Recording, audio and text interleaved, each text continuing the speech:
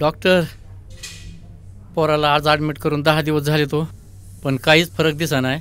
HEPA pneumonia गंभीर होत चाललाय. माझ्या मते त्याला दुसऱ्या हॉस्पिटलला शिफ्ट करा तुम्ही.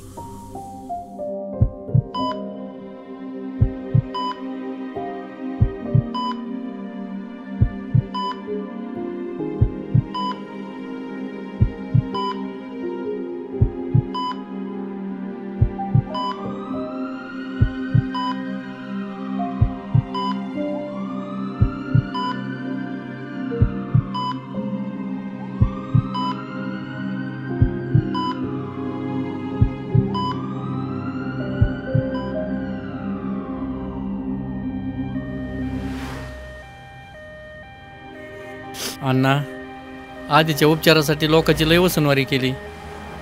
पाहुण्या रावळ्याला मागितले, मित्रमंडळीला पण मागितले, पण आता कोणाला पैसे मागायचे रे? तात्या, आपण सकाळी राहुल दादांकडे जाऊ. ते नक्कीच आपल्याला मदत करतील. त्यांनी आजपर्यंत हजारो गोरगरिबांना उपचारासाठी मदत केली. पैसा नसला म्हणून काय झालं? राहुल दादा आहेत की, ते आपल्याला करतील मदत. होय, चल बघू, होईल काहीतरी. राहुल दादांनी कोणत्याही रुग्णाची जात धर्म न पाहता त्याला रुग्णसेवा हीच ईश्वर सेवा समजून सर्वतोपरी मदत केली.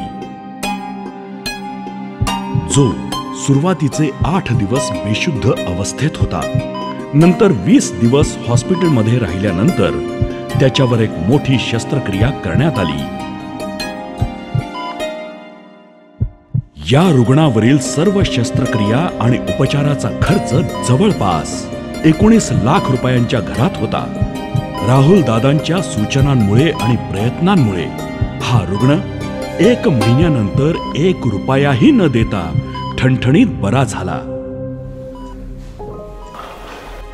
एवढ्या संकटाच्या काळात राहुल दादा देवासारखे पाठीमागे उभा राहिले. आपल्याकडे 1 रुपया सुद्धा नव्हता. कुठून आणलेच तेवढे पैसे? रक्ताच्या नात्यापेक्षा देवासारखे उभा राहिलेत राहुल दादा.